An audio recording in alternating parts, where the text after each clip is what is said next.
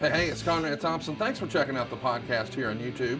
Be sure to hit the subscribe button and the notifications bell. You'll get a notice anytime we upload some new content. And when I'm not asking Bruce, hey, how big was Batista's? Well, you know. One of the things I like to do is help people save money. And if you're watching this video right now and you're in a 30-year loan, man, you're overpaying your single biggest bill and you may not even realize it. I want you to do a little experiment for me. Take your calculator out, multiply your monthly house payment by 360 payments. That's how many payments there are in a 30-year loan. That big scary number, that's your total of payments. You're looking at that number? You know you can do better. Keep more of your own money right now and go to savewithconrad.com. Or maybe you've got credit card debt. Man, it's not a matter of if I can save you money with that. Your average interest rate on a credit card is more than 20%. And by the way, all the interest you pay on those credit cards, it's not tax deductible. Whereas the mortgage interest, well, that is tax deductible. So if you owe this debt, it's up to you how to pay it back. Doesn't it make sense to get the cheapest rate possible and the greatest tax deduction possible? Find out how much money you can save right now for free at savewithconrad.com. You don't need perfect credit. Even scores in the 500s can be approved, and it's no cost out of pocket. But maybe best of all, we're licensed in more than 40 states. We can help more families than ever before. But how much can we save you? Find out right now for free with a quick quote from savewithconrad.com.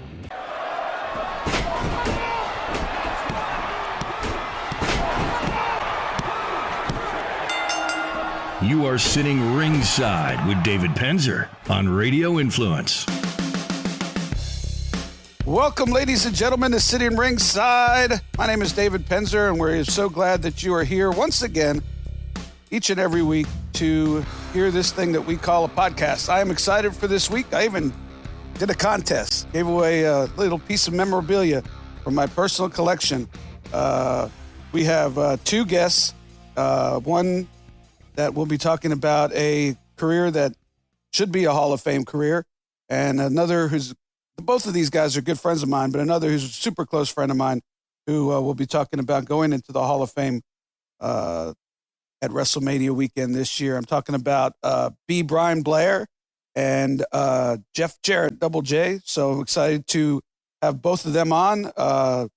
Ran a little contest, so congratulations to Nick Mayberry, the winner of the contest, who guessed B. Brian Blair. Gave some clues, and so maybe we'll try that. Let us know what you think about that kind of stuff. I'm new to all this, so social media stuff.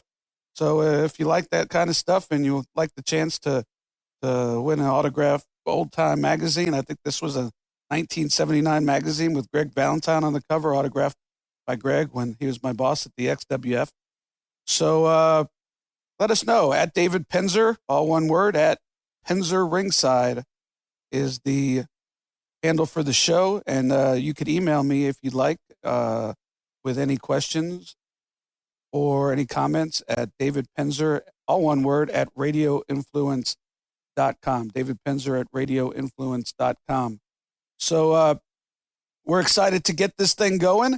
And to start things off, want to bring on a good friend of mine and the newest inductee in the 2018 WWE Hall of Fame, Double J, Jeff Jarrett. Ladies and gentlemen, last week on Sitting Ringside on this very podcast, I was pontificating about how excited I was for my friend Jeff Jarrett to be going into the Hall of Fame. I think I even mentioned, and I'm not kissing ass, Jeff. I did. You could go back and listen how you were one of the smarter guys that I met, and was talking about how you were light years ahead of most everybody in the business on digital media and different forms of platforms we have now, other than regular television. And so turn the lights out, bar the doors. Jeff Jarrett, 1 week I'm kissing your butt. The next week you're on the podcast. It's funny how that works. But welcome to Sitting Ringside. How are you, sir? Congratulations. If your lips are moving, they're lying. So I don't believe a word you just said. I did say that. Come on, Dave. I did say that. You hadn't said a kind word about me since I met you in 1995. What are you talking about? I honestly did say that. But okay. But congratulations on these. I would say the surprise induction into the Hall of Fame. But I want to go back first and set the scene. You could talk, out of respect for your privacy, you could talk as much or as little about this as you want, but I just wanted to hit it real quick. Well, you know what? But let me just cut you off. Some things never change. I almost feel like we're walking through an airport together, or we're in a dressing room or wherever. Good old Penzer, and you're one of my long, long friends, but you never are afraid. Hey, Jeff, will you answer a question for me? No, Dave, I won't. Okay, I'm still going to ask anyway. Go ahead, Dave. So I want to set the scene. Last time me and you saw each other in person was in September. You were my boss. I was the ring announcer. The last thing I said to you, I shook your hand and said, I'll see you at the next tapings. And you said, I'll look forward to it. Neither of us ever went back. Nobody cares that I didn't, but it was a little bit newsworthy that you did not. Between the time that this announcement of your induction in the Hall of Fame and the last time I've seen you, could you update at all the fans on what's gone on, positive, negative, in the life of Jeff Jarrett? I'm not sure. September wasn't a taping. You're talking about last August. Is that accurate? The last August taping? Was it August? I did my research last night. Are you talking about at Impact Wrestling taping? Yes, Impact Wrestling. Get your calendar out. Jeez, Spencer, you never get your facts straight. Wait. You know what it is? I didn't get paid till September, so that's why I was thinking. Some things never change. I didn't get paid till September, so that's why I'm thinking September. No, that was in August. But anyway, obviously, no need to delve into any of that. But I will say this: obviously, 2017 was a year of ups and downs for myself, both professionally and personally. But as I sit here today, early January kicked off with a bang when I got the call, and then we announced it 7 or 8, 9 days ago. And you know me, Dave. I'm not a guy that looks in the rearview mirror. So I'll just leave it at that. There were a lot of ups and downs, and that's the business, though. It won't be the first time, won't be the last time. I'm talking about from a professional sense that some things don't always go like you want in business, and in life as well. It's more or less how you respond if you get back up and forge ahead, and that's exactly what I'm doing, both professionally and personally. Well, I'm glad things are going well. So we were both there in Panama City, and one of the things that happened that made the news is you were publicly, I don't know if he said fired or gone or what Vince said, but he made it clear on that last Nitro that you weren't going to be part of the deal. And you hit the ground running. I was doing the XWF at the time. You were trying to get the TNA thing, weekly pay-per-views going, and you never looked back. But knowing that not only, were you probably not Vince's favorite guy at the time, but you also became his competition at one point, probably his biggest competition that he had. Was it ever a thought in your mind that you might be in the WWE Hall of Fame? No. Oh, Lord, no. Not in my wildest imagination.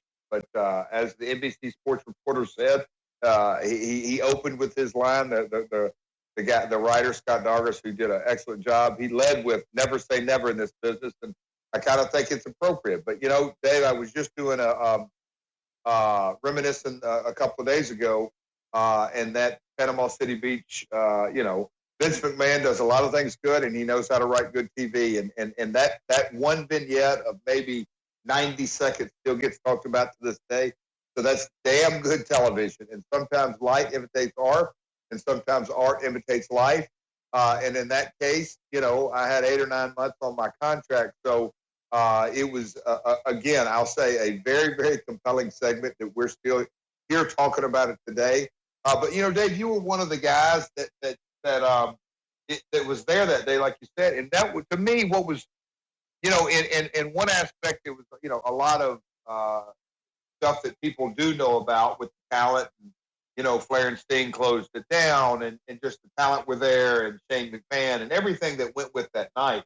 But behind the scenes was something that I was reminiscing and talking about, that, the cameramen, audio, light, just everybody on the production side of things, that was a really, really tough day, or a tough weekend, because they knew their gig was up. They knew WWE had everything they needed for production. And I can remember the one of the 18-wheeler tractors that held all the scenic and all that kind of stuff. That situation, like, hey, this is it. You want any of this stuff on here? And, just that side of things. And during this Hall of Fame situation, I've been, I've sort of been forced to look back in the rearview mirror.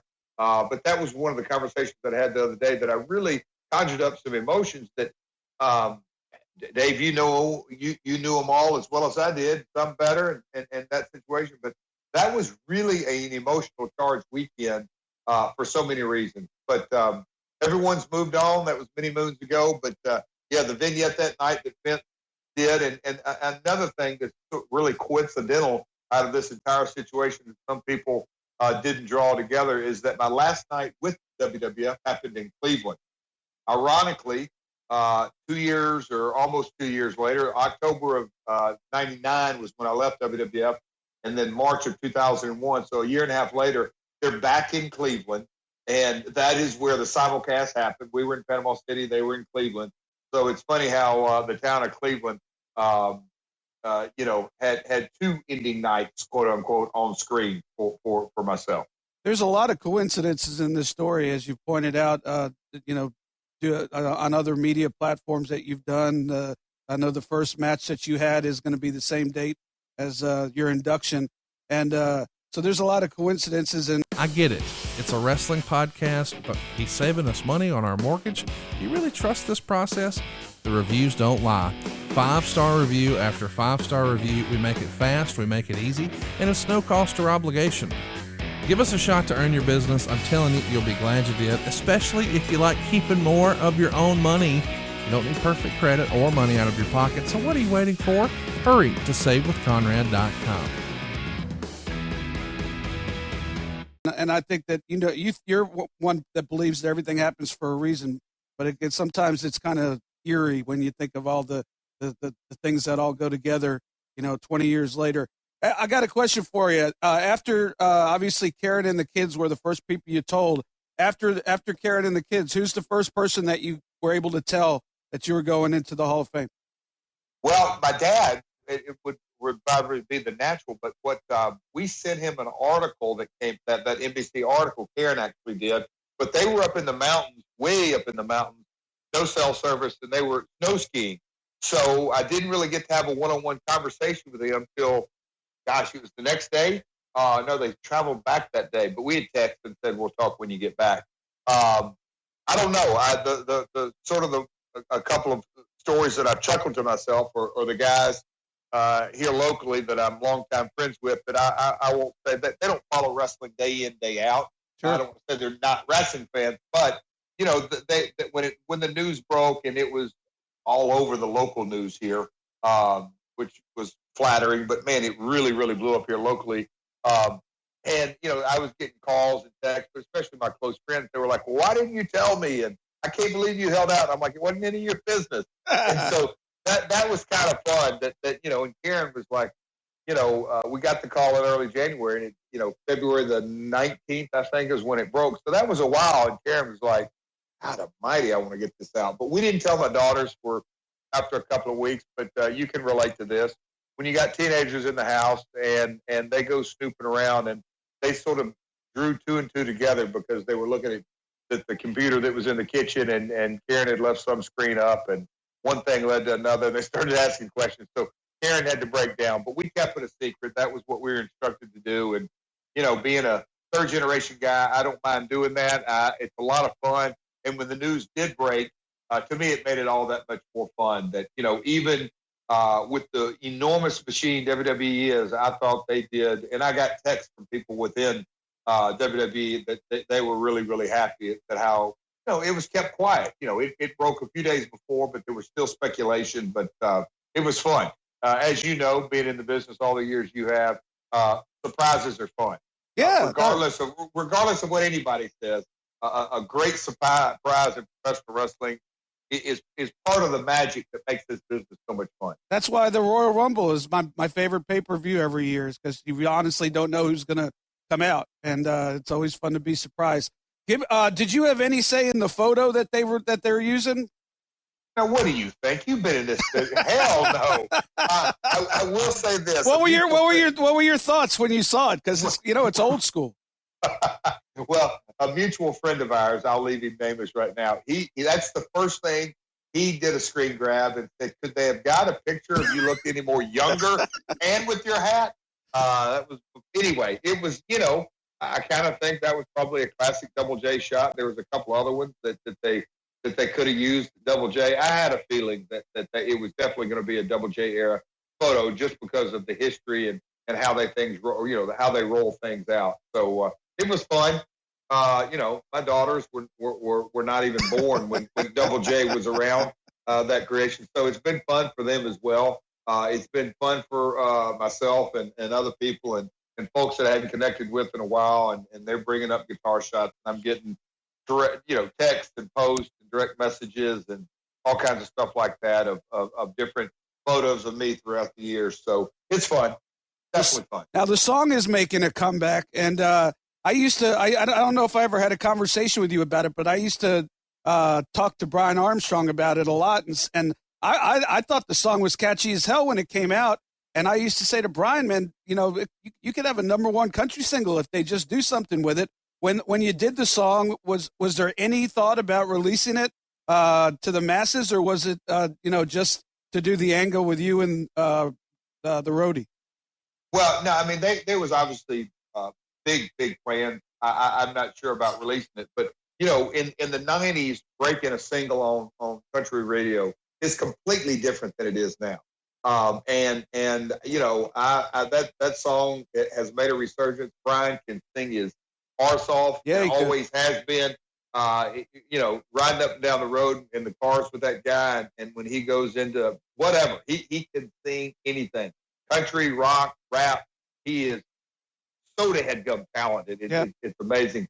But man, that song, and Zach and Dolph Ziggler did that tweet the other day. But I've had guys over the years. But no, it's this day and age, the way music is distributed and the platforms, it has definitely had a resurgence. And I can't tell you how many posts or texts or I don't know, all the different forms of communication that I've been asked about that song. So it's definitely at the forefront. So it's going to be interesting to see how that rolls out over the next coming week, if that's going to have a role or not on Hall of Fame night. Yeah, I'd love to see it get a shot at see if it could go countrywide, because I always thought it could.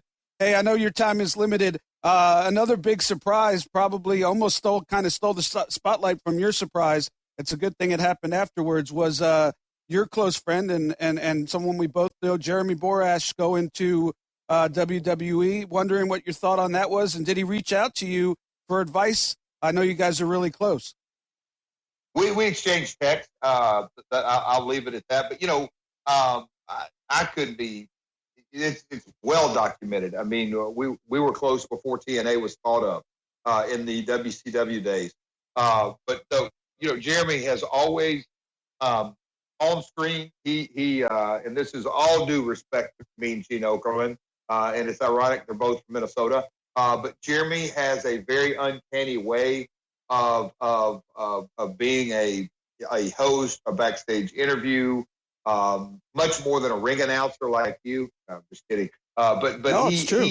He has an uncanny ability to really evoke emotion with the talent that he interviews. And so that's on screen, off screen. It's also been documented. His creative skills. I don't want to just say his production skills, but or editing skills, but just his creative skills. So. I think it's fantastic. He had obviously a very long run with TNA, and I kind of think, knowing Jeremy as well as I do, this is a brand new challenge for him. And creative guys like new challenges, and so I'm excited to see him progress in his career, just like anybody else. But no, I'm excited for the guy in so many ways. Sure, and it's a good thing he was so good at the backstage stuff, because when I first came to TNA, it was supposed to be a couple weeks thing, and because he was so good doing that stuff, I ended up lasting 5 years that first time. So thank God he was so good. Were you there 5 years on that first run? 5 years on that first run. And ironically enough, the only reason that it stopped was because if you remember, Eric and Jason Hervey kind of went away from JB, and they were asking questions themselves behind the camera, sort of a different kind of format. And so, since JB was an employee and much more valuable to the company, and I was an independent contractor, they moved him back to ring announcer. But yeah, wow. If that wouldn't have happened, and he would continue to be able to do what he's so good at backstage, who knows? Would have been maybe a 10-year or 12-year thing. Couple more questions. I know your time is valuable. Speaking of TNA Impact Wrestling, I know you never say never. You never know what's going to happen. But if you had one piece of advice that you could give to Ed and Don Callis and Scott D'Amore on their moving forward, what would it be? That's a good question. Dave, you said you were going to try to answer.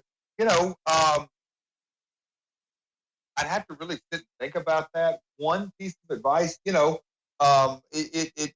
goes without saying they've got their challenges in front of them. And so this side of I'll call it the armchair quarterback or hindsight 2020 or anything like that. But at the end of the day, define leadership. Whether it's the New England Patriots, the Alabama Crimson Tide, any pro team, any organization, any wrestling company, any business, define who the leader is and get behind them and go full force. Because that's just the nature specifically of the wrestling business. And that's what I've, spent my entire adult life in. So I can't speak for other businesses, but from the outside looking in at businesses or pro sports franchises or entertainment companies, I'm partners with production companies and have seen successful ones. Leadership. You look at Vince. It's the perfect example. He's led that company for many, many years. And to be successful, that's what it takes. You got to have a clear-cut leader, and that would be, if there's one piece of advice, that's exactly what it would be. Any status on Global Force Wrestling? Yeah, I was just the prior interview that I did.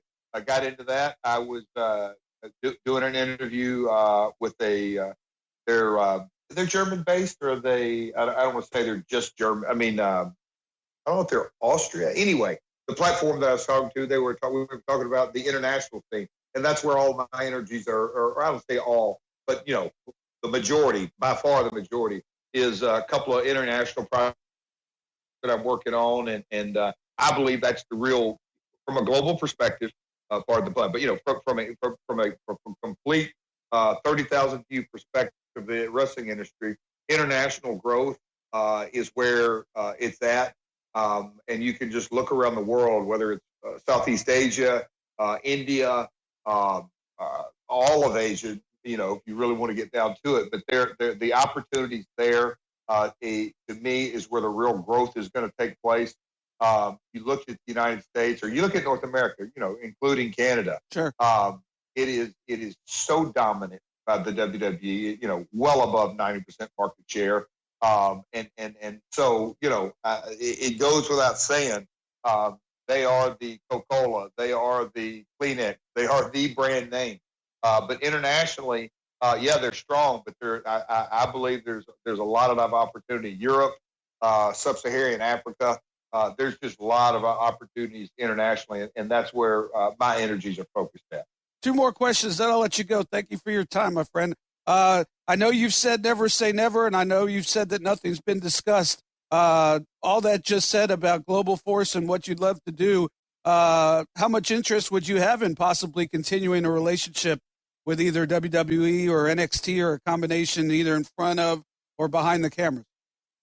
Obviously that over specifically the last few days has really been asked and prodded, and people have asked. And, I will be completely transparent. The only discussions I've had with WWE are as it relates to the Hall of Fame and access and everything that goes with that weekend. And so, no need to discuss something that's not a reality. But as a businessman, absolutely, you'd be open to any opportunity that's out there. A win and a win makes a win. It just depends on the situation. But any businessman would be open to listening to opportunities. Yeah, it's unfortunate. I was at the last two Hall of Fames as a guest of Fit Finley because I was in for WrestleCon and all that. And I'm not going to be able to make it to New Orleans this year. So unless you find great, unless so you're not going to be there, unless you find somebody who wants to book me, and then I'll hit old Fit up, and I'd love to hear your speech. But if I can't be there, I'll definitely be watching live on WWE Network for $9.99 a month.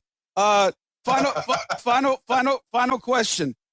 On a scale of 1 to 100, with 100 being for sure no problem and 1 being not a chance in hell, as Vince McMahon would say, no chance in hell, what are the chances of my name being mentioned in your induction speech? Oh, God, that's the easiest question I've been asked in the last 13 or 14 days. Wait, what is the scale? 1 to 100? Yeah. 0. So it's a negative. Well, now I'm not be completely transparent with you. I'm kidding, Dave. I'm playing. I would be honored, but there's probably 100 people, if not 500 people, more important in your journey than I am. But I'm just nice to be a cog in the wheel. Some would say I'm a Jeff Jarrett guy. I don't know if what you think about that, but I love it, Dave. We've worked off and on together for a lot of years, and we always do like to give each other a hard time. Sure. But I appreciate you having me on today, and we've had a lot of fun, and I do appreciate our friendship, and I do, last year's a perfect testament. We needed a ring announcer because of the way things were going down, and I can remember it not even being a question in my mind. I got a little pushback from some individuals, and I'm like, are you kidding me? The guy can do it in his sleep. And he's you still got a voice. I hate to compliment you, but I will. All right, hey, thank you. I appreciate it. I am so excited for you, and like you said, some surprises are fun surprises, and this certainly was a fun surprise for me. And I'm sure you and your family are over the moon. Congratulations to your dad and Karen and the kids, and I'll be watching one way or another, whether it's there in New Orleans or on television. Thank you for your time. And let's stay in touch. You still had promised to tell the story about when Kurt Angle beat the ever living hell out of me. I got to come back home. We got that's a podcast in and of itself. And if you've got pictures of that, that'll be great things to post. Tune in to find out why, when, and where this happened. Not only pictures, I got video of it happening, and I got after pictures of me looking like the Elephant Man.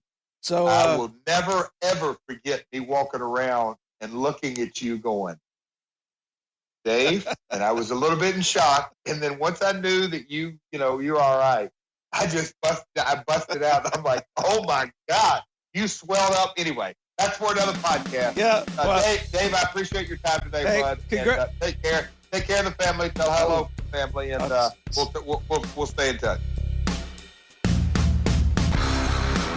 Boy, that was fun. I want to thank Jeff Jarrett for that. I know he's getting tons of inquiries for media, and he was able to get us in his schedule at the right time so that we could get it on this week for this podcast. And want to really thank him, and congratulations again. He's a good guy and has done a lot for a lot of people in this business, as you'll be hearing about probably over the next month or so. And you've already heard Bobby Roode, AJ Styles, and people like that talking about everything that they owe to the chances that Jeff Jarrett gave them and the opportunities. So that was fun. We're going to continue with the fun, ladies and gentlemen. I want to bring on a veteran of this business, a man who wears a lot of hats. He's been a professional wrestler. He's been a businessman. He's been a politician, and he is the president in charge of the Cauliflower Alley Club. Also runs a Florida Wrestling Legends Lunch, which actually honored me, the most humbling thing that probably happened in my career. To be in a club with legends like Gordon Soley, Jack and Jerry Briscoe, Steve Kern, Dusty Rhodes, and this man himself. Ladies and gentlemen, please welcome to City Ringside, Brian Blair. Ladies and gentlemen, talk about a man who has worn many, many hats in a short life that he has lived. A professional wrestler, business owner, successfully, a successful politician, now the head of the Cauliflower Alley Club, and we'll get into that. Not to mention the Little Legends lunch that here in Tampa that was nice enough to give me my greatest honor that I've ever had in this business that I love. Talking about Brian Blair. Brian, welcome to City Ringside. Great to have you. Wow, it is so exciting to be here with the man, David Penzer, right on City Ringside. And, David, I'm excited. It's great to see you at Legends Lunch. And I got so excited today that I had to fly down I-75 and get off of the Beesville exit and stop at Hazel's Honey Hut, where I picked up a quart of Orange Blossom Special just for your show.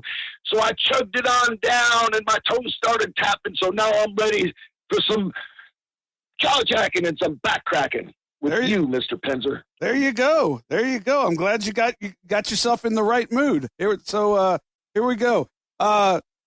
Wanted to talk about, I know you broke in here in Florida in the wrestling business under Hiro Matsuda right around the same time as Hulk Hogan. What was it like breaking in with Hulk? Well, actually, this is the deal. I used to go to the matches with Terry before we even broke in or got in with Hiro Matsuda, Eddie Graham, and the championship Florida Wrestling promotion.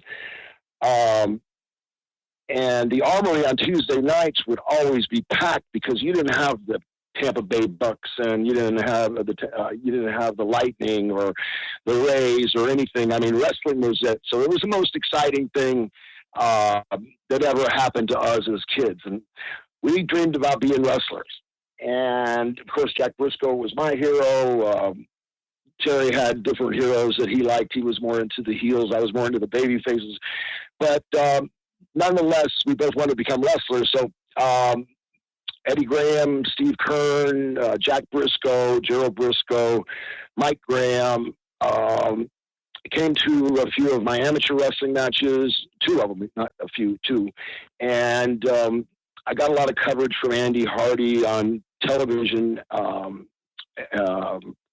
and also from the now defunct Tampa Tribune, which is swallowed up by the Tampa Bay Times. And everybody knew my life story, kind of, that I was from very humble beginnings. My parents were divorced when I was 13. I lived on my own since I was 16, and I was just doing whatever I could to make a dollar. So I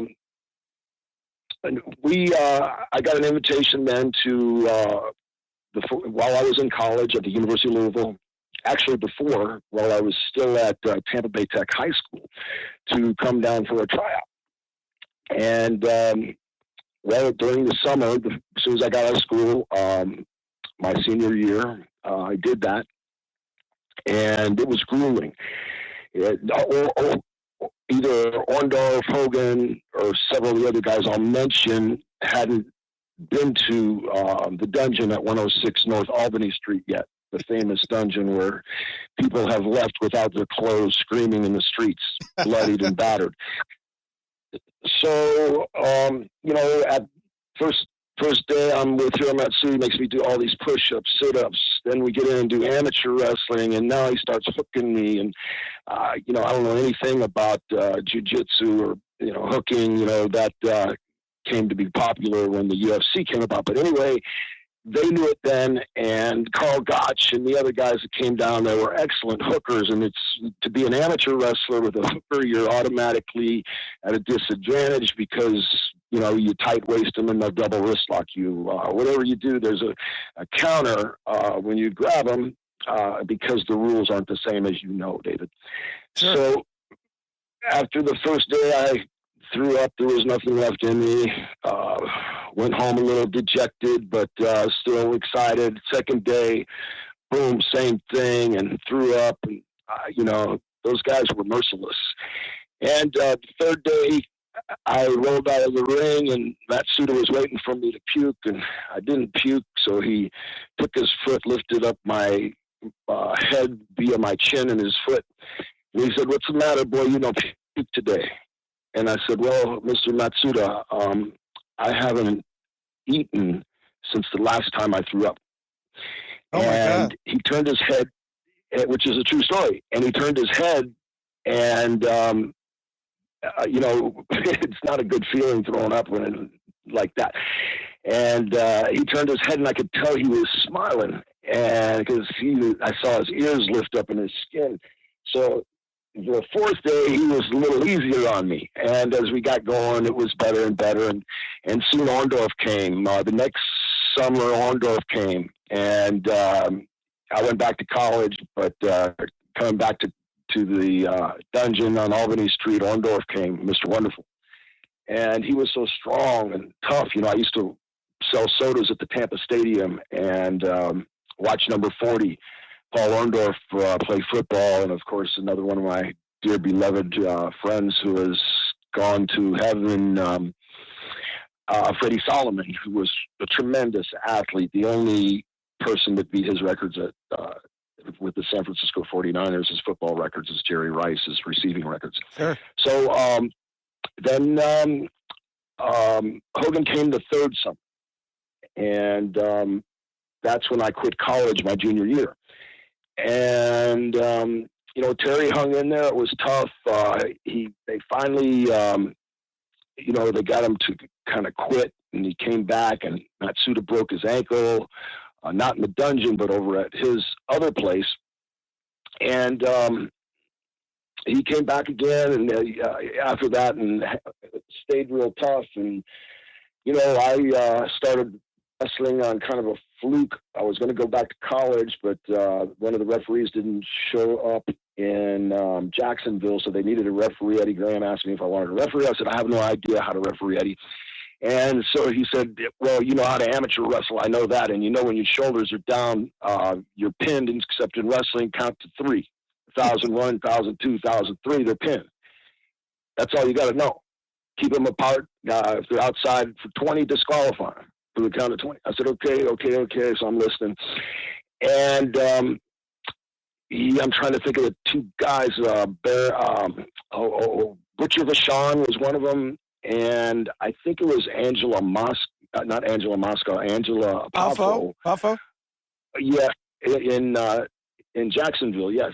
And so I refereed, and one of their shoulders were down. I forget which one it was right now, but I counted 3.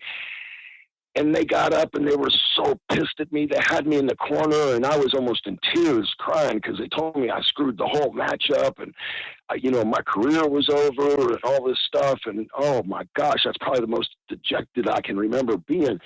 And I got to the back, and it was all a big rib, and they were real happy. So Eddie Graham flew me in his plane, and then I started wrestling a few days later, and had my first match with Pat Patterson and Ivan Koloff, and Skip Young was my partner on TV. And soon after that, Hogan and Terry had his first match with me in Chiefland, Florida. So that was really interesting because, we worked real hard to set up this 15-minute Broadway that we knew we were going to have. And I rode with the Briscoes, and Terry rode with Pat Patterson and some of the heels. We used to pay trans in those days. It was a nickel a mile. You had to have your trans ready when you got out of the car. Sure. There was lots of rules. You had to be able to spiazi Chiazzani, because if you couldn't spiazi Chiazzani and somebody told you to duck the punch or dizzak the Piazzanch, and you didn't know Carney, you were going to get punched in the mouth. Ask Steve Kern.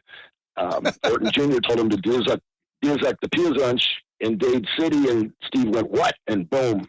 Both of his front teeth. Oh, wow. Yes, true story. So, anyway, Terry and I go to Chiefland. We're excited about our 15-minute Broadway. People don't understand how much stamina it takes to be in the wrestling ring. And I don't care how good a shape you're in one sport, whether it's football, track, whatever, wrestling is totally different. It's unbelievable. You know, you've got people out there, you've got adrenaline, you've got all this stuff that you have to learn to control mentally, and how to, you know, relax and when to go and when to relax, when to do different things just to be able to, you know, to have a match. Well, naturally, we're still learning this. I've had maybe, I don't know, 10, 15 matches, and this is Terry's first match. So we get in the ring. He's the Super Destroyer. They put a mask on him because they didn't know what to do with him. So we're working in the ring, and I snap-married Terry, or somehow I wound up in a rear chin lock. And I said, Terry, look, all the boys around. Everybody loves this match. We're having a good match, man. Keep it up. They're watching us. We got to shine.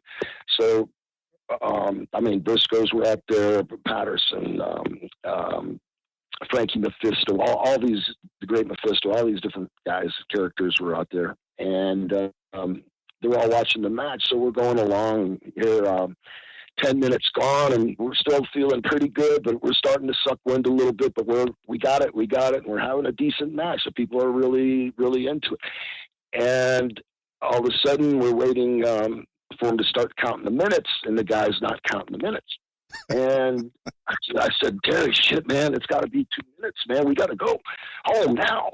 So we kicked it in, and we started doing all of our spots. 1, 2, kick out, false finish, bing, boom, you know, the whole works, made the big comeback, and went into all the false finishes, and all of a sudden we hear 15 minutes gone, 15 minutes gone, 15 minutes to go.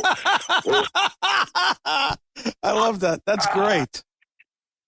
Yeah, they changed the time limit, and so that was probably the worst match either one of us ever had in our life. So did you actually go 30 minutes, or did you just go home? No, we went the whole 30 minutes, and it was like ugly. And that would be like watching two grapes dry in a hold, you know. And that would be the reason that there was a locker room sellout. I'm assuming that they were all watching to see how you guys dealt with the rib. I'm assuming. Exactly. They all knew that it was a rib, so they were there to watch the rib. And of course. You know, it wasn't because they wanted to see how good we were. You know, I thought they were checking us out to see if we were, you know, had a chance to make it in the business. It was always a rib. I mean, I have so many rib stories, David. I could go on for. I'm actually writing a book right now with ribs. I'm just still trying to figure out how to protect the guilty like myself. Yeah, exactly. Yeah, that's why we do this podcast, because, you know, those stories are so precious, and a lot of fans, you know, because of the way with the internet and the business being a lot more open than it certainly was back then. You know, we could certainly tell the stories a lot more freely that entertained the boys in the back, because, you know, I like to say there were no cell phones, there was no internet, you know, there was no, you know, so the only way to entertain yourself in the life that you had as a wrestler, and you know this more than I do, is just to kind of rib each other. Oh, absolutely. I mean, you can probably go through and just name a name, and I could probably tell you a rib that I was a part of, or watched, saw, or witnessed. And you know, that's a lot of fun. I've been very blessed to be able to wrestle guys that were retiring because I started in late '77. June, July, maybe mid-77, and graduated from high school when I was 17. I just had a real passion for the business, and that's the problem today. If you don't have a passion for the business, you'll never make it. You just have to have a passion, because we weren't making any money. I mean, $25 payoff for 2 matches at TV. You know, we'd drive all around the state. Monday would be like West Palm Beach. Tuesday would be Tampa. Wednesday, you'd go do 2 tapings of television at 11 o'clock in the morning.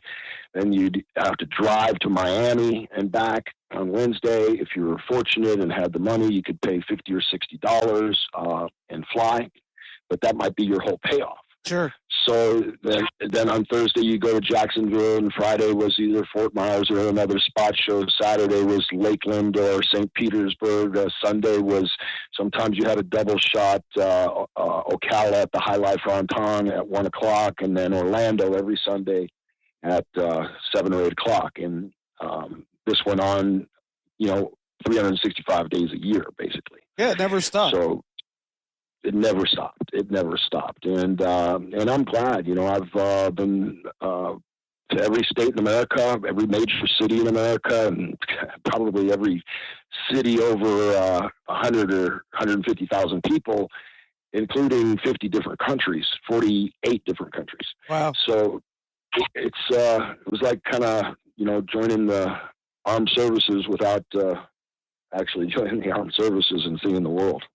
Hey, I don't, because you're writing a book on it, because I don't want to take 3 hours of your time. I'm not going to name a whole bunch of names and ask if you know a rib about them, but I'm just curious if you have any Andre the Giant ribs that you're able to tell. Oh man.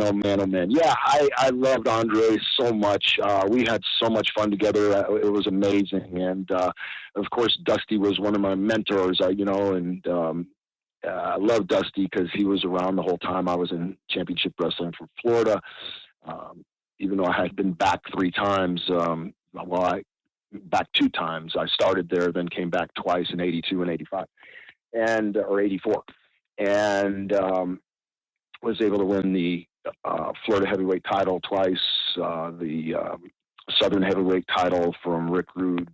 It was Rick Rude, Jimmy Garvin, and Jesse Barr were 3 different people that exchanged the title with. But, then I got to wrestle Flair and Dory and, guys for the world title. So it was a lot of fun in Florida. But getting back to Andre and Dusty, I got so many different stories. But I'll tell you one that is interesting to me. And we were in Jackson, Mississippi, and it was in the wintertime, probably January-ish, and it was cold. We were going to Greenville, which is 220 miles north of Jackson. Right. And anyway, I didn't tell anybody my heater was broken. I had a 72 Blue Lincoln Continental that I bought in high school because I was working so hard making money. And anyway, still kept that car, and Andre loved it because it was so big. It was the big blue, the Lincoln town car. Sure. And Dusty comes up to me, and he's in a West Texas long sleeve shirt. He had West Texas State on the front of his shirt. I don't know if he had a T-shirt on underneath. Andre always, I don't care what the temperature was, wore what's called a Guayabera, like a button-up shirt. He wore some things a couple other times, but 8 out of 10 times you would see him in a while. And he wore that in a T-shirt, and he didn't worry because he drank enough to keep anybody warm. So Dusty comes up to me now. It's beautiful outside, so I'm thinking, oh man, I'm not going to say nothing about this heater because it's nice right now. It's about 40 degrees out, but 40 degrees isn't real cold when the sun's shining and there's no wind. Sure. So he comes up to me and he says, hey, listen, Deepa. He says, listen, Deepa, I need you to go to the liquor store before we leave. I said, why is that, Dream? Or yes, sir, whatever. I said. He said, well, it's imperative that you get what I tell you. And I said, yes, sir, just tell me, I'll get it. And he said, well, first you're going to get a cooler. I'll get one of those big coolers so it holds a lot of beer. And I said, okay, Dream. He said, I want you to get the giant, a case of Budweiser. I want you to get me 2 6-packs of Lone Star. And he said, you driving, so you can only have 1 6-pack, whatever kind you want. And he said, I want you to get 2 bottles of Crown Royal, get the biggest bottles of Crown Royal they get 2 of them. And he handed me a few $100. And he paused for a minute, and he says, by the way, BP said, get a small cooler because it's going to be cold tonight. I hope you understand that it's going to be very cold. And I said, yes, sir. He said, well, I got a McDonald's cup or whatever. We'll just pee in the cup and dump it in the cooler. So everything was cool. You got to be cool with the dream. I'm just starting still. I'm still year or so into the business, 2 years, and Watson's Territory was great at the time, but he always put Andre and Dusty with me, and we always traveled together, as I said.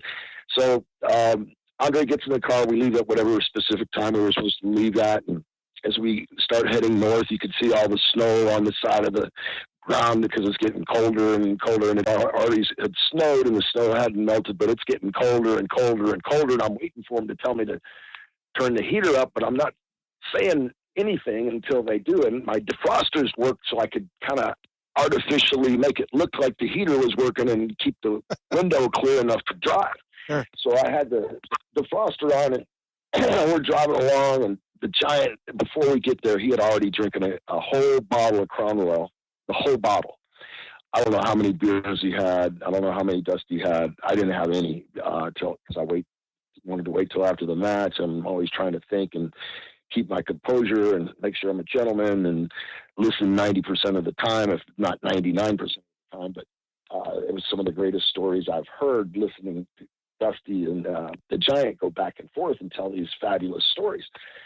So we get to to the arena, and Dusty said, people, listen, we're going to be on last. You'll probably be on first, second, and as soon as you're done, he said, you go into that car and make sure it's really warm. I said, yes, sir, Dream. I said, I'll do that. And so I'm in the car. I got the defroster on. I had taken a quick shower, wanted to make sure somehow I could get that car warm.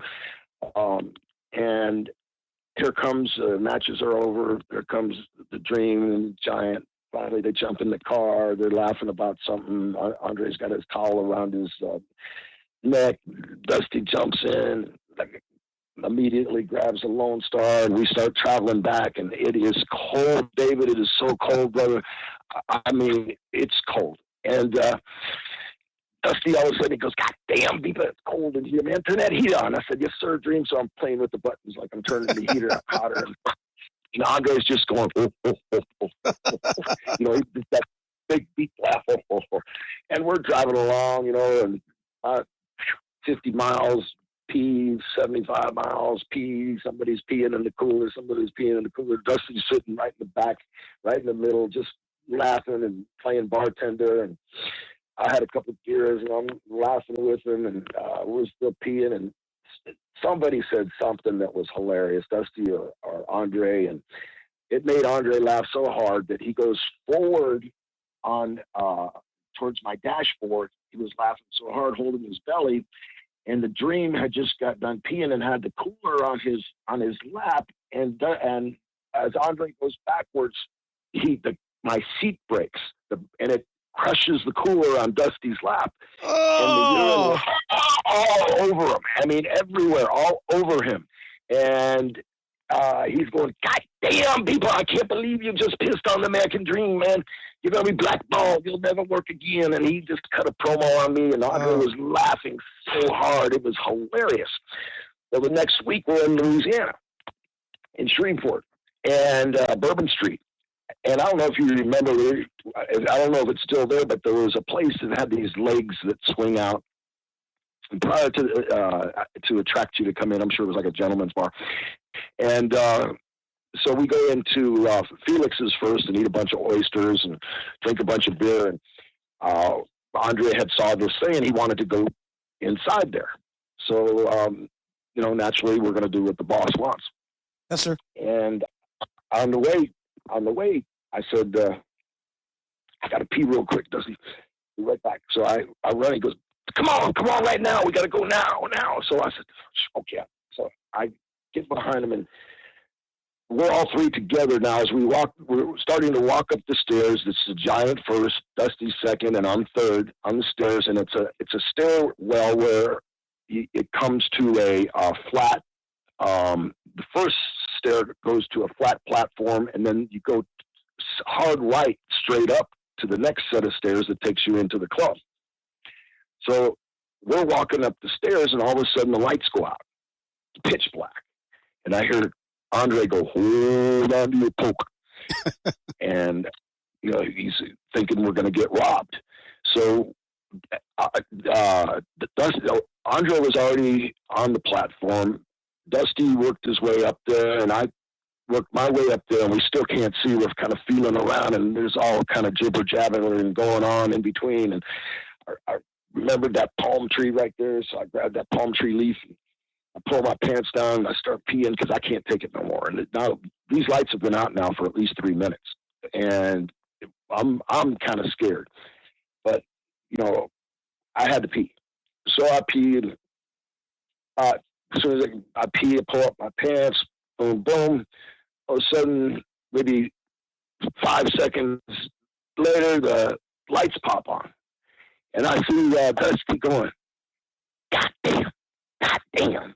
Well, you know, he always tucked his Levi's into his cowboy boots, Right. and it wasn't the palm tree. It wasn't the palm tree I was peeing on. It was his leg. And all that pee went into his cowboy boot, and it filled up his cowboy boot. And Andre sees this. He pulls his cowboy boot and dumps the pee out of his cowboy boot. He said, "People, that's 2 times. That's 2 times. You're blackballed the rest of your life. You'll never work again. You'll never work again." And I never saw the giant laugh so hard in my life. I mean, he laughed and laughed and laughed, and used to love to tell that story. He must have. Yeah. Thank you for telling that. That's great. He must have. Dusty must have really liked you, because somebody he didn't like would have really been blackballed for pissing on him twice in a week. Yeah, you know, I didn't. The first time, even though he blamed me, Yeah, I know. It wasn't my fault, but he did blame me. But you're right. I guess he did like me. You know, we always got along, Dusty and I, but surely miss him. But we had a lot of fun times together. Speaking of that territory, is it true? I was doing some research for this, and you know, you can't believe everything you read on the internet. Is it true that you got shot at by Leroy McGurk? Absolutely. Wasn't he blind? So, which might have helped you, actually, if he was shooting at you. It saved my life. Well, the first time I went into Michael's home, Michael Kathleen, his daughter's home, you know, he didn't want her to date wrestlers. And of course, anyway, he walked right past me, and I wasn't sure he was really blind or if it was at work or what. And he had his arms out, and he almost touched me, and I thought, I'm busted. But, you know, he missed me. So, yes, he was definitely blind. You know, I got married at a young age, 21 years old, and was only married to a year. And even though I'm still friends with Mike, she's a very nice person. She was just very jealous. And we were very young, and it just didn't work out. So, anyway,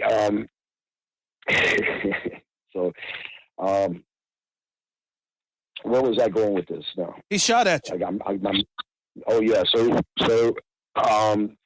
we decided to get a divorce. We get a divorce, and I'm leaving, going to live with the Von Erichs, and David Von Erich, because they had invited me.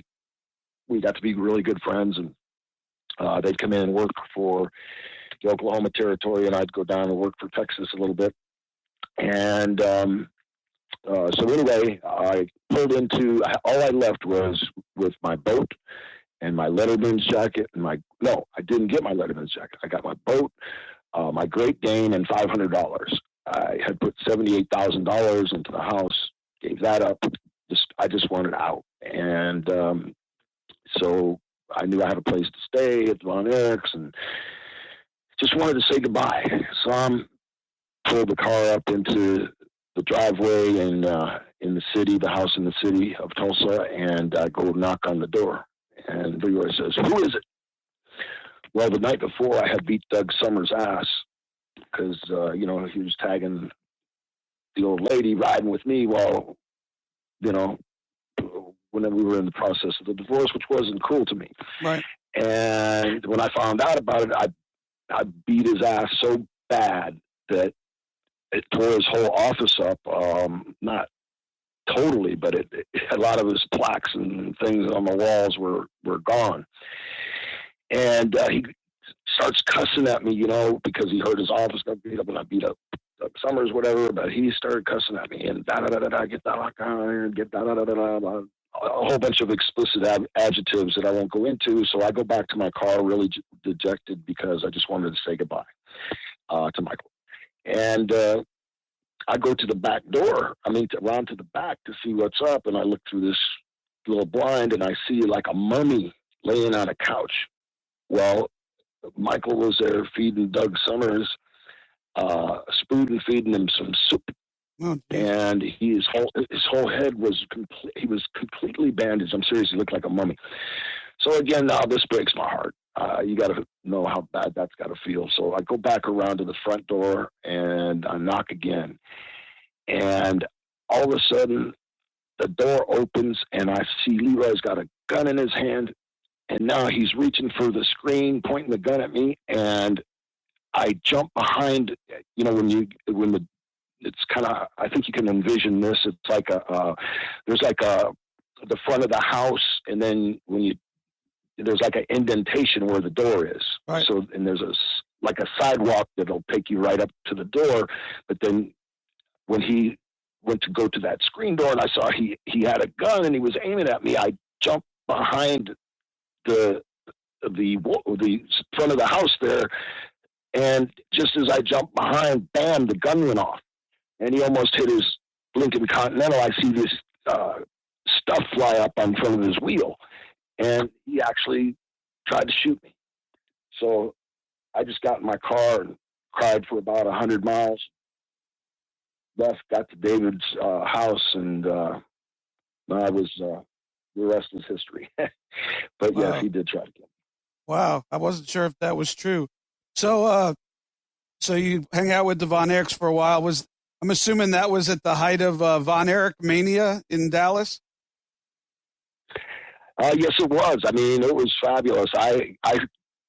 My wife and I just went and saw Kevin and Pam in Kauai this past summer. We're going to go again. He's got a beautiful 31-acre estate in Kauai right on the beach. I mean, it's like the most unbelievable place out of paradise that you've ever been to. And so we still get along. Kevin's like a brother to me. The Von Erichs were like brothers. Fritz would put $100 bill in my paycheck every week to watch out for his sons. I don't know if that was a good idea, but he figured I was a great influence and he treated him and Doris both treated me like a son. Unfortunately, Carrie had some bad situations, and it's hard to believe that, Jackie, their first son, got electrocuted in the pool.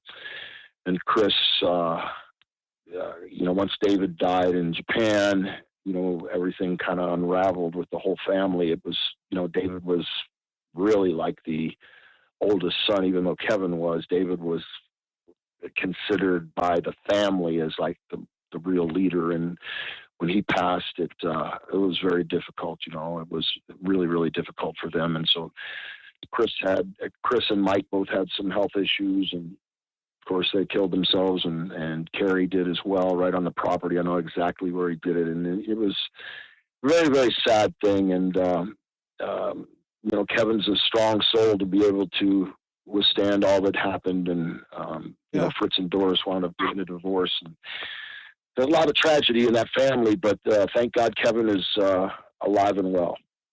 Yeah, and I know he has two sons that are doing pretty well. But when you mentioned to me that he lived in paradise, that was my first thought was he deserves to live the rest of his life in paradise because he spent a lot of time in hell. So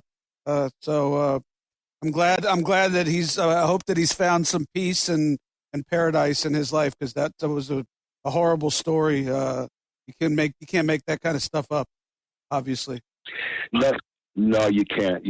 And I got involved really heavy with the Cauliflower Alley Club. I went there in 2001, and I've just always had a real passion for my peers. I don't think there's, even though I've had 5 or 6 shoots, which are kind of pretty interesting. I never started one, but I never lost one, with different guys. They all wound up being friends with me afterwards, from Matt Bourne to Bobby Jaggers and Moondog Spot, of course, Doug Summers, a couple others in there. One of Ric Flair's favorite fights, he loves to describe the fight between Matt Bourne and I, when Matt first came into WWF at a bar, and Killer Carl Cox. And Of course, his real name, Herbie Gerwig. I love Killer Carl Cox, and, Dick Murdoch, and a whole bunch of Adrian Adonis. God bless, those guys are all gone now. But Flair was there, and Matt Bourne came up to me, and I'll get back to the Cauliflower Alley Club, but Matt Bourne came up to me and said, "Why are you messing with my girl?" I said, "What are you talking about, Matt?" I said, "Why are you messing with my girl?" And I said, I did, honestly. I had no idea what he was talking about. I didn't even have a girl. So all of a sudden, I just said, "Matt, just please, I'm not messing with anybody. I just want to mind my own business and have a good time." So I turn around and he sucker punches me. So then he picked me up and tried to take me down from, suplex me from behind. So when he went to suplex me from behind, I spun and wound up on top of him on the ground, and he grabbed my hair and started pulling my head down, and I could see his teeth. He was trying to bite my nose, and as he got it closer there, I reached and grabbed his lip, and I bit his lip off. Oh, His whole bottom lip. He had plastic surgery, spit his lip out, and just wound up, beating him pretty good. But the guy's the most resilient guy. The guy's the most resilient guy that I've fought before. About 5 minutes later, all of a sudden, boom, he sucker punches me again from behind. I thought he was gone. Comes in, bleeding all over the place, got a thing around his face, blood everywhere, and boom, boom, boom, boom, boom, did it again. Nobody broke it up or anything. They just watched it, and everybody was kind of into it. And he went down, and he got up again, third time. As I said, I'm leaving, guys. I was saying goodbye, and boy, he jumps on my back as I'm getting ready to leave, and we start fighting again, and knocked him against the wall. And then I said, I'm taking him outside now, so I'm dragging him outside, and as I'm dragging him, somehow I tripped, and as I tripped, Matt, this is how tough that guy was. He reaches up and he starts to stick his finger in my eye, and as he did, Ivan Koloff was there, and Ivan kicks his hand and said, "No eyes." And so not to interrupt you, but lips are okay, but no eyes. I guess. I don't know. But anyway, Matt finally, a couple people took him away, and he was gone. And I just turned around, went back in the bar, and had a good time. So life is very interesting on the road for a wrestler, as and most of the guys in the business know. But I always figured, once a colleague, always a colleague. And when I got honored at the Cauliflower Alley Club in 2001, I enjoyed this group so much because what I found out they did was all the money that they raised, they gave to guys, anybody from a wrestling announcer to a referee or to a wrestler, anybody that made a living in the wrestling business that falls on bad financial times.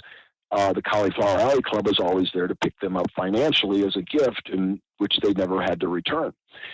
So I got more and more into it because the reunions are such a good time. I mean, it's a blast. It's not so much fun for me anymore as it used to be because I'm so business, and I, make sure I take care of everybody, and everything's got to be perfect. I'm kind of a perfectionist. So the 53rd reunion coming up April 30th through May 2nd is going to be off the chart.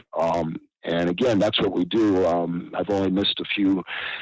I've been president since before the 50th, and this is our 53rd coming up, president and CEO. And we run a tight ship, and we've doubled our income, doubled our output to the boys, and doubled our membership all in 3.5 years. So things are going good, and we have a tremendous lineup for the 2018 53rd reunion, and we got great deals at the hotel. You can call the Gold Coast Hotel. I mean, you can get all the information on our website at caulifloweralleyclub.org.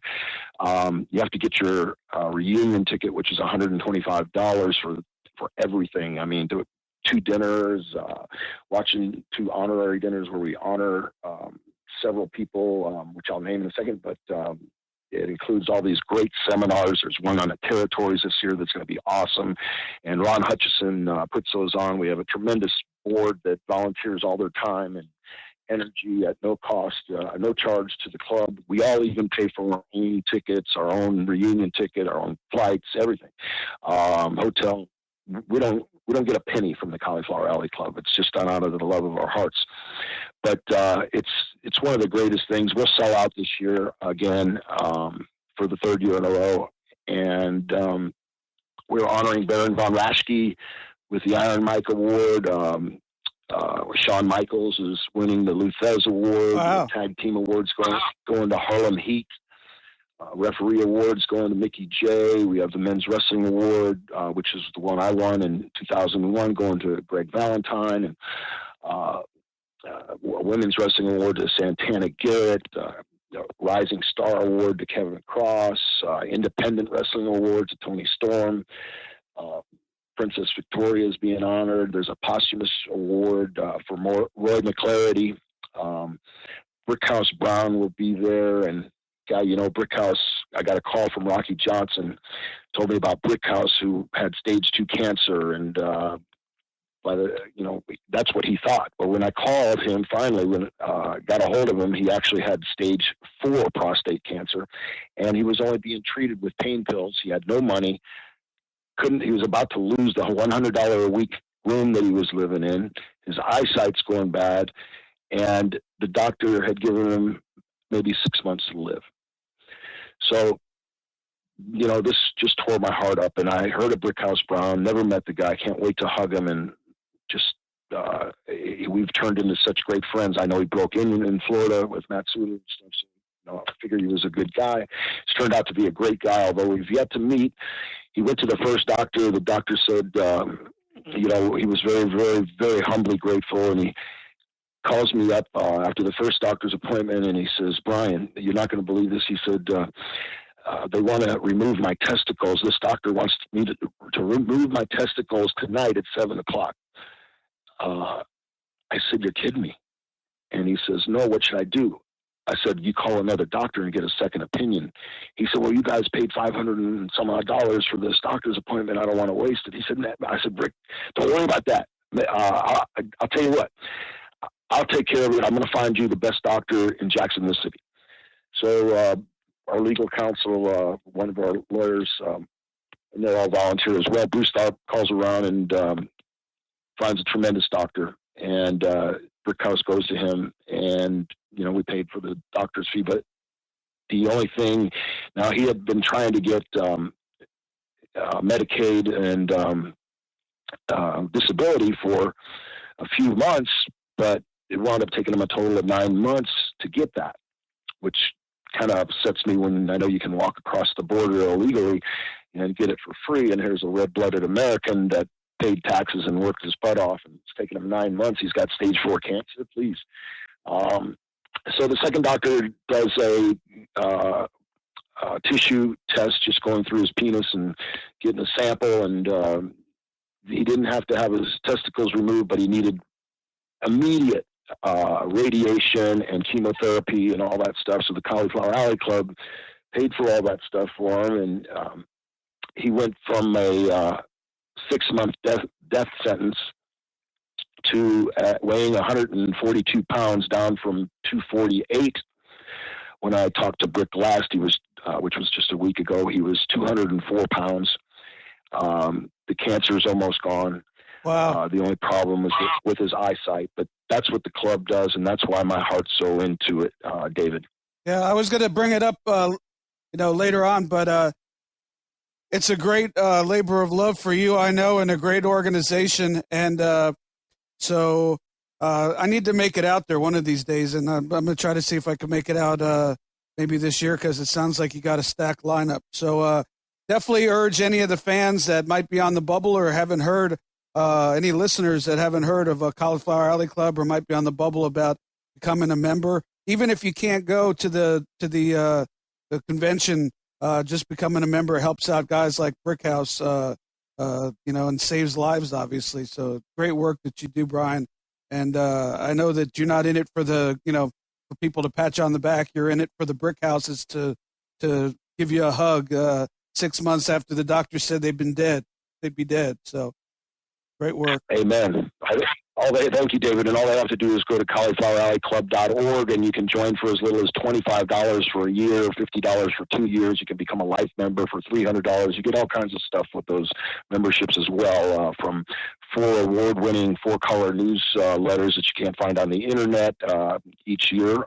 You also get a certificate suitable for framing. I'm in my awards room right now, and I turn around all the time. That's like my favorite award from the Cauliflower Alley Club. If you look at Jack Briscoe's obituary, just Google it.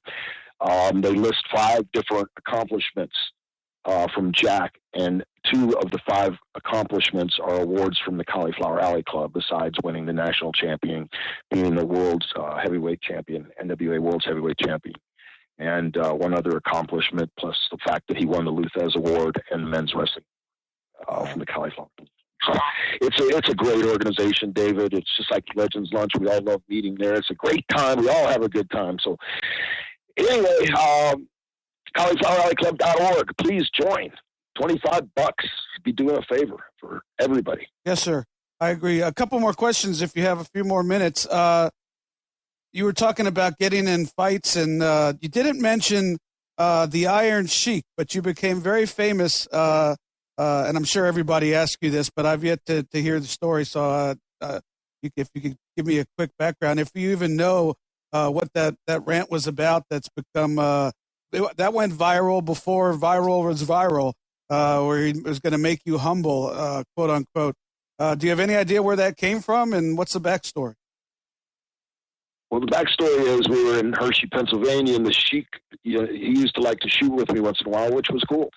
And he was proud that nobody could ever stretch him or make him tap out. Well, he went to put me in a front face lock, and he did, and he started cinching down. And as he did that, I was in the right position to come out of it with a double wrist lock. And all of a sudden, he's screaming, let me go, in the Sheik's voice, let me go, you double, let me go. And I said, tap. So he taps, and Nikolai's laughing at him. I mean, so I think Nikolai rubbed him so hard that, he just never let that rest. And, then he became a regular on Howard Stern. So Howard Stern kept trying to get me on the show. And as you know, I was, county commissioner in Hillsborough County, which is it's really a huge job. People don't realize to be an at-large county commissioner in the county we live in, Hillsborough County, has 1.3 million people, which is larger than 10 other states. So it's like running for governor of 10 other states. Sure. So, I had to be careful of what I did. And I knew if I got on Howard Stern's show that I was going to get buried somehow. And it's hard enough being a conservative in a liberal newspaper world. So,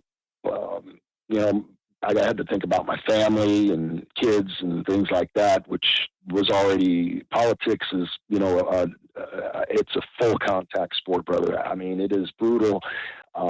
Fake news is true, absolutely true. And your opponents will lie, and there's a bar set so high in order to sue them. It's almost impossible, because you're considered a public figure. And once you get into that public figure place, it's hard to cross that line when 2 public figures are going at each other. I was going to ask you, that was my next question. The transition from wrestling to politics, any similarities to being in the wrestling business, and what are they, and what are the differences from the wrestling business that stood out to you? Well, there's a few differences. I first started getting into politics when Jesse and I had adjoining rooms at our apartments at next door. We were next door, and I could open the door, and we could unlock both doors from both sides and just have one big room. And he had this little dog, bulldog named Arnold. But we used to drive together, and Geigo and them would have killed us if he would have found out we were driving. But anyway, we'd drive down the road, and Jesse always had dip in his bottom of his lip, and we'd talk about, mostly he would talk. I would listen most of the time, but he had all the answers to solve the world's problems. And I was listening, so we get into politics and stuff a lot, and I got an interest then. And finally, I've always done community service in Hillsborough County. I've coached baseball for 20 seasons, football for I don't know how many seasons, wrestling. I started the first PAL wrestling camp for kids, which lasted several years, and do lots of speak. I've spoken at 80% of the schools in Hillsborough County, and I enjoy mentoring kids and just helping people in general. But because I've been blessed, I mean, I figure I owe that to my friends, and I just really do appreciate my friends and the kids. If you can just help one kid, you know, you've done a great job. Absolutely. So, you know, naturally that morphed into politics, David. And the real difference, you know, politics, people are they're gonna shoot on you, and sometimes, you know, those verbal punches hurt much worse than some of those potatoes, because it's a trickle down effect. You know, then your family feels it, and they don't understand it's politics. You know, it causes strife and causes problems, especially when you have young kids that don't understand it. So, you know, and with you travel around the county a lot, and like I said, Hillsborough County is a big county. As a matter of fact, it's 1,078 2-point square miles, and Rhode Island's a little over 1,200. So, you know, we've got a county about the size of the state of Rhode Island. And, you know, wrestling's got the traveling and stuff like that, but, you know, you can do a lot more and be free and be yourself in wrestling, express yourself the way you want to. And in politics, you got to try to be PC, which I never really did like, but I still conformed to that the best I could. But a lot of people don't realize, you know, you deal with a $5 billion budget every year, billion with a B. Right. And you may determine all the policies for the county, the taxes, the rates, the fees. You deal with your 3 municipalities, Tampa, Temple Terrace, and Plant City. And it's a very big job. You're on several boards, and you know, it takes four votes to convince anybody, but I came up with ideas that saved the county over $1 billion during a 10-year period, which anybody that owns a house, I got the taxes millage rate reduced so much because we pay millage in Hillsborough County on our taxes, and I get the millage rate reduced so that if you owned a $100,000 home assessed at $100,000 over a 10-year period, you save $1,500. Well, that may not sound like a lot to some people, but you know, I'd rather have $1,500 in my pocket than nothing. Sure. And rather than having your taxes raised, which they always want to do. You know, in government, they want to throw money at the problem rather than come up with innovative ideas. Like I got a national award for coming up with senior zones, which is basically a school zone on steroids. So politics and wrestling have a lot of similarities, but there's a lot of differences as well. I want to wrap things up. I appreciate your time, and it's been a lot of fun. I want to talk about your comic book. I saw this at a little fan convention that I helped promote here in for Championship Wrestling from Florida fans, and it's super cool. It's a you know, we talked about your career. We didn't even hit the Killer Bees. We'll have to see if we get you on down the road. Talk about the Killer Bees. You and Jumpin' Jim Brunzell, and still known to this day, and hopefully we'll be in the Hall of Fame, WWE Hall of Fame sometime soon, because you guys deserve it.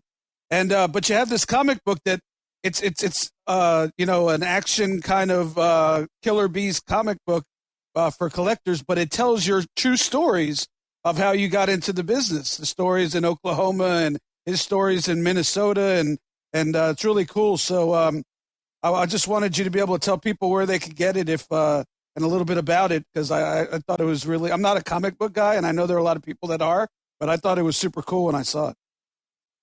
Well, thank you, David. We enjoyed it. Brunzie's comes out real soon here. Mine's out now, and it tells how it's a true story, like you just said, all the way up to sitting down at the end. I'm sitting with Hogan, and he's telling me about a guy named Jim Brunzell, and his will end with something similar, because Hogan was the one that got us together. you can get them at thekillerbees.net, and that's THE, like thekillerbees.net, BEES, no apostrophe, thekillerbees.net.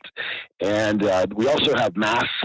I mean, really high quality masks. I'm not talking about, kids. I'm talking about the same kind that you do with Mass Confusion. You can go to thekillerbees.net and get a Killer Bee mask for $22, bro, and that's a deal and a half, because the masks I have cost $120 some odd a piece. Sure. It's really it's a great little store. So you can get the comic book there. You'll love the comic book. You'll love all the stuff on there. There's great deals. There's no shipping if you're in the U.S. They're high quality. Everything I have is made in America. Good stuff. I was if you got time for one more story? Sure, always. Okay, I'll give you one quick story. And the story hasn't been told to me. I think one time I told this story, but I actually have this on tape. So I get a call. I owned all the Gold's Gyms, if you recall, right, in Hillsborough County, and I'm still going to Japan, working in Japan, and the tapes are still going around in the third world countries, and I get a call from India and check it all out. Well, I had already been there once, and this would be the second time. So the guy calls up, and I talked to him, and Hal Jeffries had just called me, and I needed some help, so I got Hal. Hal tells this story better than I do, but Hal comes, and we put together this tour, and Dylan puts a caveat to the whole tour that Rhonda Singh has to come. So I said, "Why Rhonda?" He goes, "Brian, I am so in love with her. She is so beautiful." I said, I'm thinking to myself, really? I mean, okay, beauty's in the eye of the beholder. I mean, God bless Rhonda. She's probably one of the smartest, most loving people I can ever remember. Just tremendous, because when she does this rib, it is just off the chart. And again, I have this on film, so as the story unfolds, we bring Rhonda, we get to Singapore, and it's Cuban Assassin, Warlord Terry Zapinski, Nasty Ned, Bam Bam Bigelow. But anyway, let me short it down a little bit. I'm at breakfast at this nice hotel, and Dylan comes up to me this first time. We're really going to sit down and talk business about the towns and all that, and how we're going to do the matches and things. And he says, Brian, what about Rhonda? How am I going to get to Rhonda?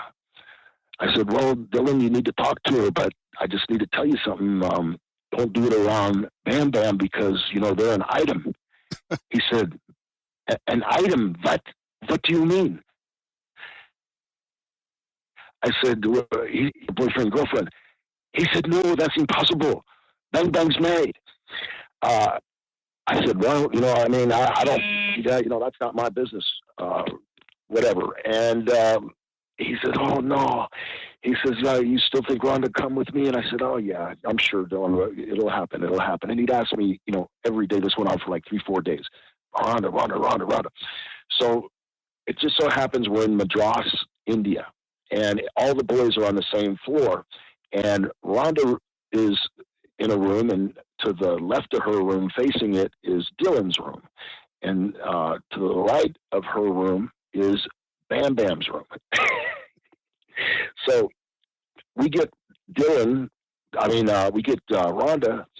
to call Dylan on the phone and pretend like she's really got the hots for him. And we gave her a list of things that, we wanted him to buy. And we wanted to make sure he got blindfolded and taped up so we could come film this. So she's talking the best crap that you've ever heard. I mean, she was a master at it, and Dylan's just going crazy, male crazy on the other side of the line.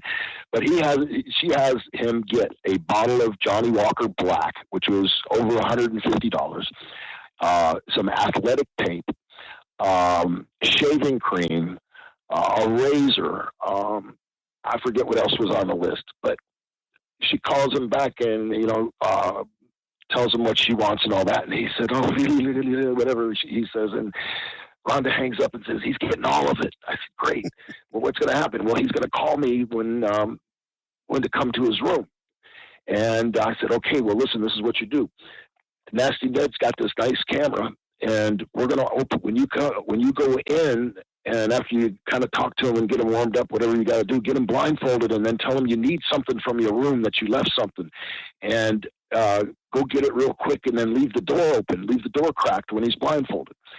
So, because she already told him, that she was going to blindfold him, tape him out. He had already agreed to everything. And so she goes and gets whatever she was going to get, comes back. And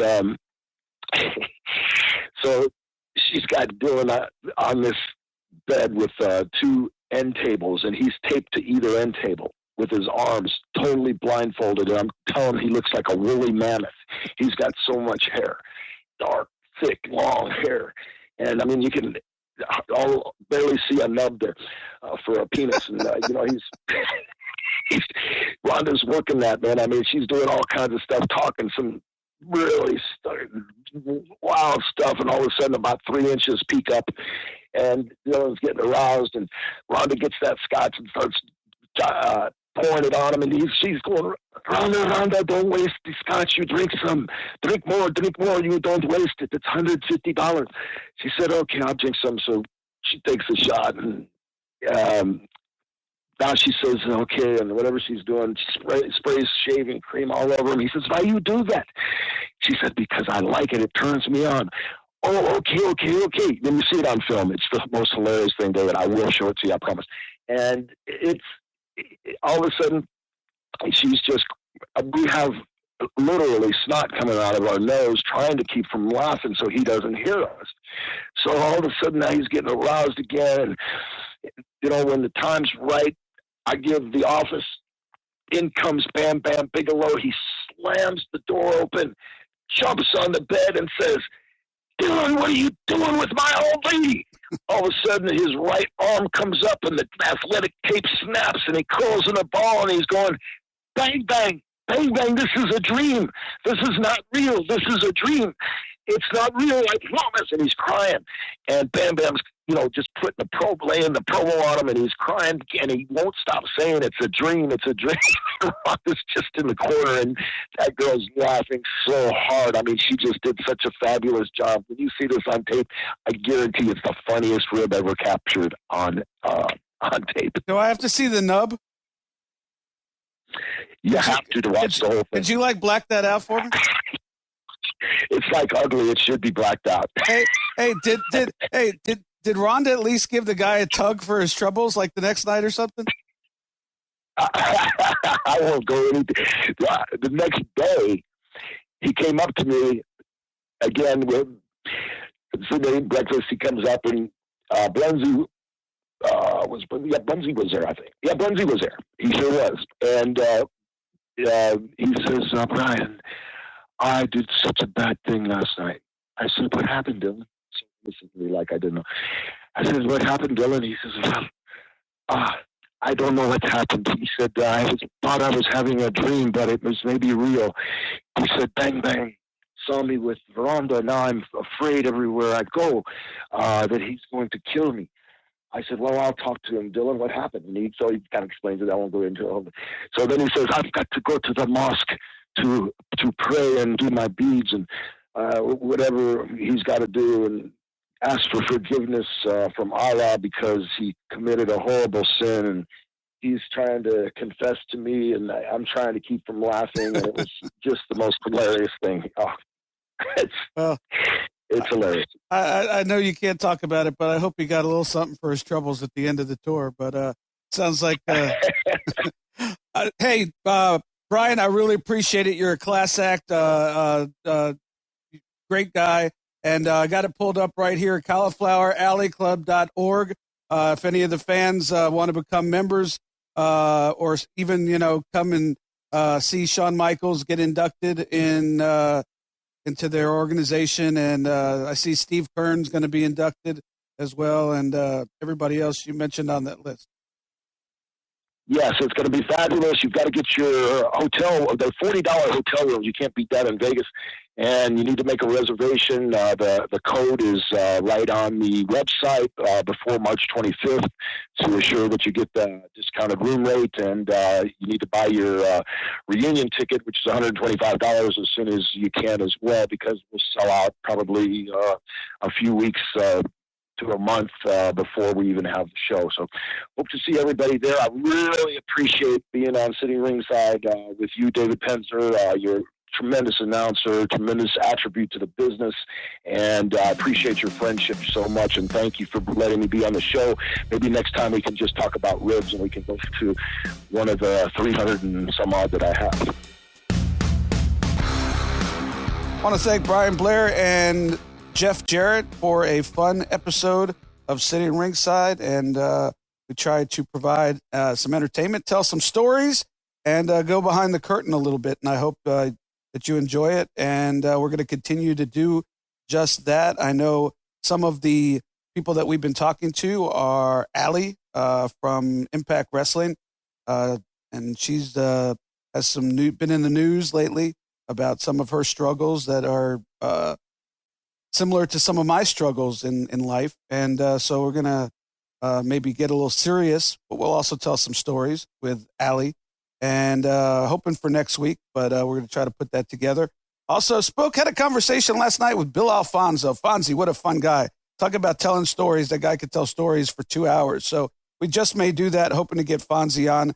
And as we get closer to the Legends of Wrestling events in Augusta and Detroit, I'm hoping to get some guys on, Ricky the Dragon Steamboat, Ted DiBiase, even Sting. I know that there's a fan out there who's dying for me to get Sting, and so I'm hoping I could get Sting on this podcast in the next couple of months. We're going to work hard to do it, but regardless of who we have, we always try to do something different than everybody else out there. If you enjoy what we do, be sure to tell your friends, tell your Twitter followers, go to iTunes or your platform. Be sure to subscribe to Sitting Ringside, and if possible, give us a review. If not, be sure to communicate with me on Twitter. As most people see, I like going back and forth and having some fun, answering questions and playing around a little bit. Life is too short to take things seriously, so I like to have some fun. At David Penzer or at Penzer Ringside. Going to try to keep this train rolling as we go towards WrestleMania, and that should be fun. The build is starting. Ronda Rousey is in the news, and we'll see what happens with Roman Reigns and Brock Lesnar as we speak. There's some question marks on that match, and there's a lot of people out there that probably wouldn't mind some question marks on that match. So maybe we'll get associate producer Mike Freeland next week, chat about the current news now that we got some news in this business that I love called professional wrestling. But we're going to keep this train rolling. Hope to see you next week on Sitting Ringside. Until then, I'm David Penzer. Have a good one. Follow David Penzer on Twitter at David Penzer. Also, make sure to follow the show on Twitter at Penzer Ringside. You've been Sitting Ringside with David Penzer on Radio Influence. Hey, it's Conrad Thompson. Thanks for checking out the podcast here on YouTube. Be sure to hit the subscribe button and the notifications bell so you get a notice anytime we upload some new content. And go save yourself some money right now. If you're in a 30-year loan or you have credit card debt, it's not a matter of if I can save you money. It's a matter of how much. Find out right now for free at SaveWithConrad.com.